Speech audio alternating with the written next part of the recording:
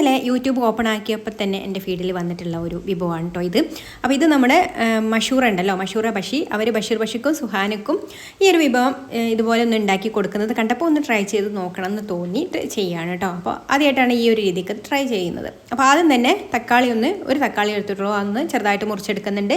പിന്നെ കഴുകി വൃത്തിയാക്കി എടുത്തിട്ടുള്ള ചെമ്മീനിലേക്ക് ഇഞ്ചി വെളുത്തുള്ളി പേസ്റ്റും പാകത്തിനുള്ള ഉപ്പും പിന്നെ മസാലകൾ മഞ്ഞൾപ്പൊടി, കാശ്മീരി മുളക് പൊടി, കുരുമുളക് പൊടി, പെരുംജീരകത്തിൻ്റെ പൊടി ഇവയെല്ലാം ചേർത്ത് കൊടുത്ത് ഒന്ന് മിക്സ് ചെയ്ത് കൊടുത്തതിന് ശേഷം നമ്മൾ അരിഞ്ഞു വെച്ചിട്ടുള്ള തക്കാളിയും കൂടെ ചേർത്ത് കൊടുക്കുക. അതുപോലെ കുറച്ച് വിനാഗിരിയും കൂടെ ഒഴിച്ച് നന്നായിട്ടൊന്ന് മിക്സ് ചെയ്ത് കൊടുത്തതിന് ശേഷം ഒരു 15 മിനിറ്റ് ഒന്ന് റെസ്റ്റ് ചെയ്യാൻ വേണ്ടിയിട്ട് മാറ്റി വെക്കാം. അതിനുശേഷം ഒരു പാൻ സ്റ്റൗവിൽ വെച്ച് കൊടുക്കുക. അതിലേക്ക് വെളിച്ചെണ്ണ ഒഴിച്ച് കൊടുത്തിട്ട് ഒരു 2 തണ്ട് കറിവേപ്പില ഇട്ടു അതൊന്ന് മൂത്ത് കഴിഞ്ഞാൽ നമ്മുടെ ഈ ഒരു ചെമ്മീൻ ഉണ്ടല്ലോ, അത് ആ ഒരു തക്കാളിയുടെ പീസും എല്ലാം ചേർത്ത് കൊടുക്കണം കേട്ടോ.